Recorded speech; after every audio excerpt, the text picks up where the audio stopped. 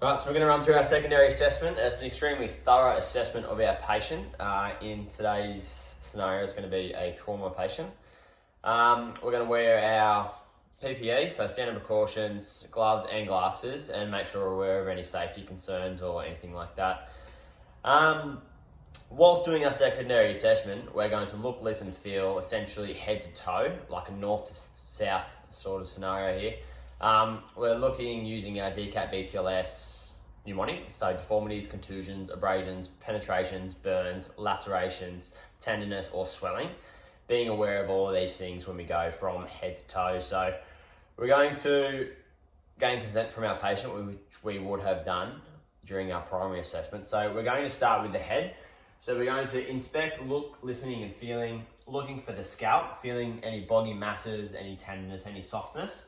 And also coming down, we're going to have a look at the eyes and identify any raccoon eyes or anything like that. And also identify if we can see any cerebrospinal fluid coming out of the ears or the nose.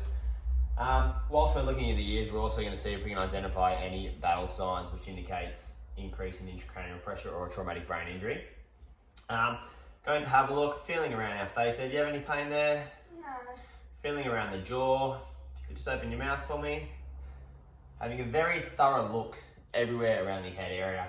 We're going to progress down to our neck. We're going to look for any tracheal deviation, any jugular vein distension, having a good look, maintaining cervical spine precautions if needed.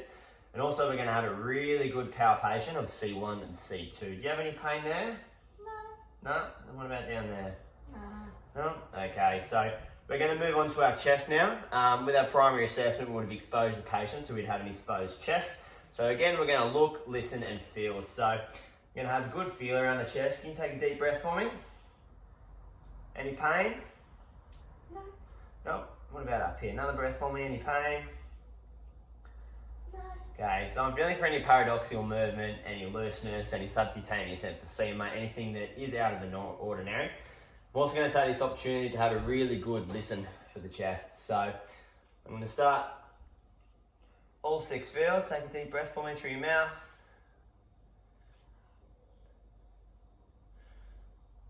So good listen, apexes and bases, bilaterally.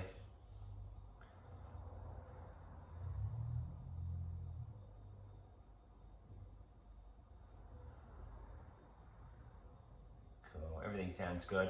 Also going to take this opportunity to have a good auscultation of the heart.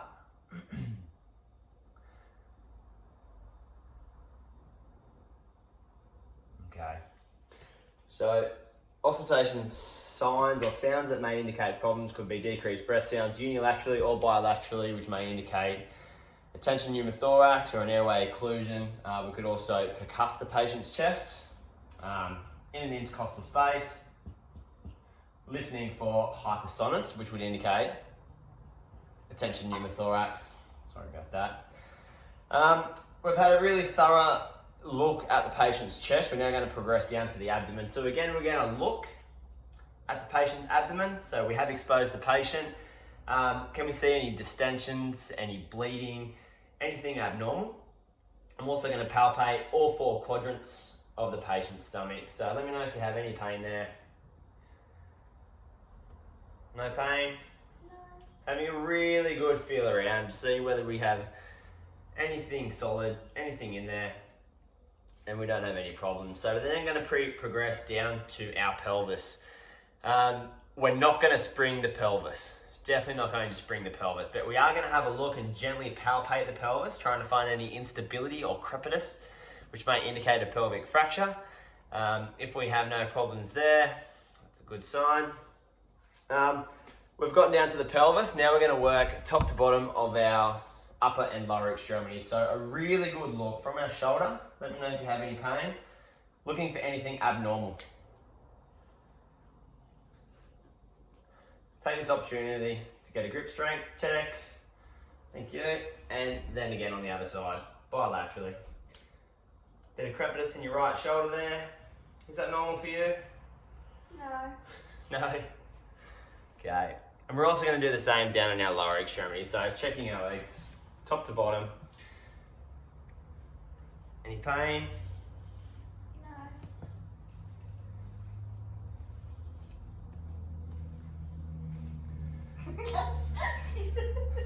Bit of pain. Okay, so we're going to do another check on our disability scale from our primary assessment. We're going to check our GCS and make sure it is the same as what we did in our initial check. We're also going to check a grip strength bilaterally and also feet. If you could push up against my hands, please, and then down against them. Thank you. And we're also going to confirm we have equal grip strength, equal foot strength up and down. GCS is the same, and it could be another opportunity to then do another pupil check, see whether anything's changed here. As I said, it's a very thorough secondary assessment. And then anything that we need to treat is something we're going to attend to and manage this patient. Feel my knee when I